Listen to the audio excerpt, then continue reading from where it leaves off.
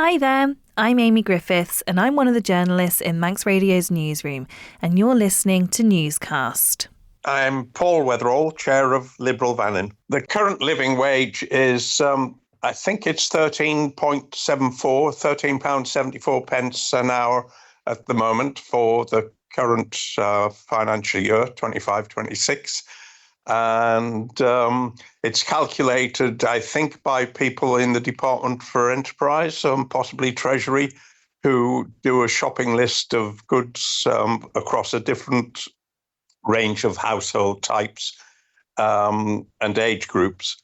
And then it's averaged out and agreed, I think, by Treasury. So I suppose, how accurate is it then as a figure? Is it ever possible to be truly accurate? Well, all of these measures are to some extent subjective, but it's the best measure we have on the island.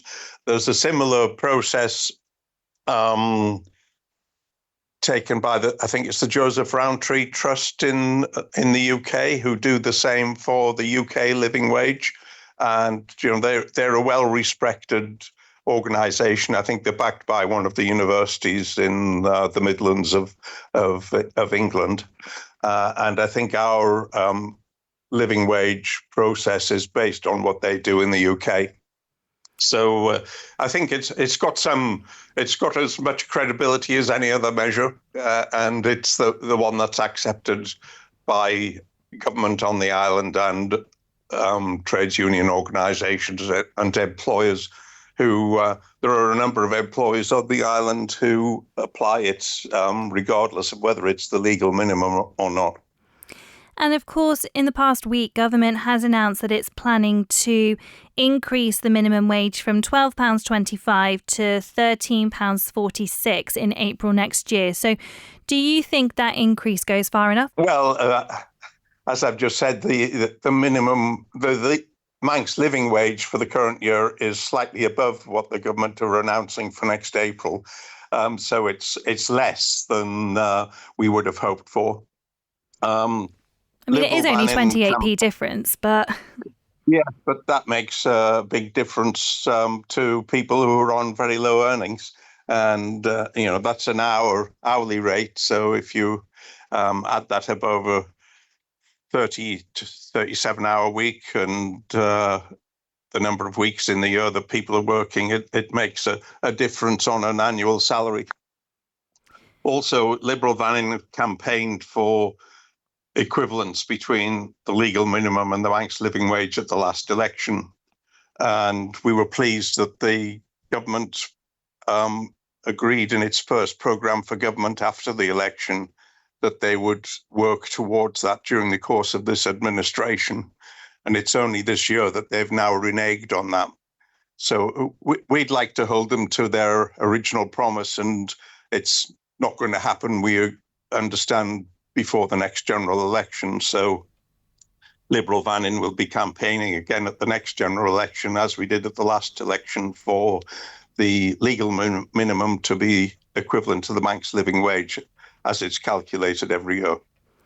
There are a lot of particularly small businesses, though, who are genuinely really concerned that this increase is going to collapse them.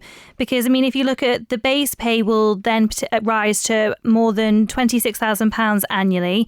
When you take into account holidays, employer national insurance, you're talking more than £30,000 per year per role. So if you've got 10 people employed, that's £300,000. Many of the businesses on the Isle of Man just simply can't afford that. That's just the truth of the matter.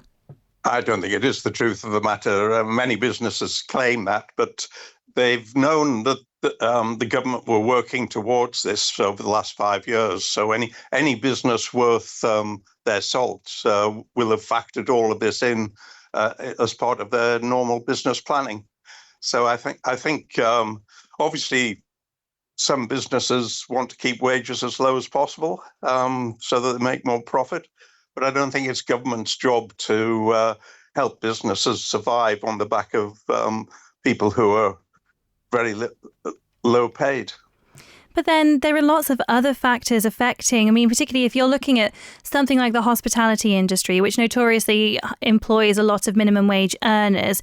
There are so many other things impacting on them at the moment. And particularly there's the call for the VAT on hospitality to be lowered instead, which they argue would then see a decrease in prices, which would therefore lower what the living wage was calculated at in the process. So could that not be a more achievable alternative that would actually benefit everybody? I think there are ways in which government can help small businesses in the hospitality and tourist sector. I think that's important that we do that. But as I said, I don't think it's government's job to help businesses survive on the back of paying low wages. I think there are other ways in which government can help people in key areas of the economy that's beneficial to the island as a whole. And what are some of the examples of that? Well, as I said, tourist accommodation, tourist service providers, and the hospitality sector generally. There's always been strong competition, though, in the food and drink industry. People providing coffee bars and small restaurants. These businesses are going in and out of operation on a regular basis, which is difficult for them when it happens, but it's part of the course for that sector, I think. People are quite keen to start up a business and maybe don't appreciate the constraints that they'll have when they start. I would argue, though, maybe not at the rate that we have been seeing them close at. If you look at the last 18 months alone, we've seen tens of businesses closing across the island, all citing the difficulties of the industry and of the current situation. And there are concerns that hikes like this at this rate will force price rises, will mean that there are fewer hours available or jobs being cut if only the wages are looked at. So is that something that you acknowledge or agree with? We acknowledge it's a difficult time for business to be operating in. It's partly still a leftover from the COVID years.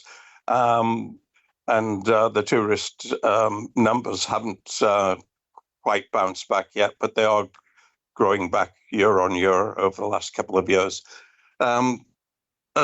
I just reiterate what I've said, that it's businesses may need support from government in different ways, but I don't think keeping people on low wages is the best way of giving that support.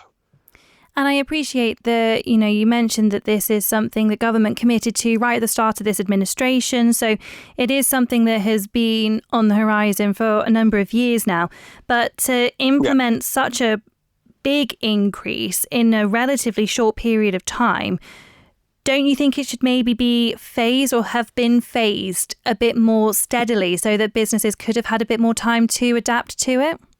Well, it has been phased in over the last 5 years. Part of the reason why there's such a big increase proposed for this year, even without going up to the level of the Manx living wage, is because there were lower increases approved last year and the year before. So if it had been phased in properly over the last 5 years, there wouldn't have been such a big increase planned for this year anyway. And you mentioned that this is something that Liberal Vannin will want to address in the upcoming election, which is now less than a year away.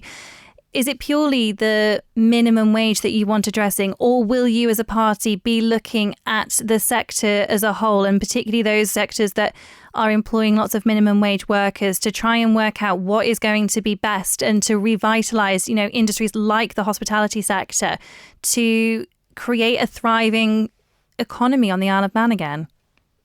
Oh, yes, of course. Liberal Vannin is very aware of the need to have the economy of the island thriving. Everything else that we do, from hospitals to education, all of the other services that government provides, is only possible if the island's economy is working and productivity is going up, but people's income is part of that. And as people's income rises, the tax intake for government rises, which helps government provide all of the other services that we enjoy on the island, including support for tourism. The island, the government owns the steam packet, so money is spent on helping our transport arrangements to and from the island as well. Yeah, Liberal Vannin's very well aware that we need to address all of these issues. And if the hospitality sector in particular needs support over the next few years, we would look at that and try and work with them on how best to achieve that. But we don't believe restricting the wages of the poorest people on the island is the right way to go. Putting you on the spot slightly, but planning to stand again next year? I'm planning to at the moment, 12 months away, but I've no reason to believe that I won't be a candidate at the next election.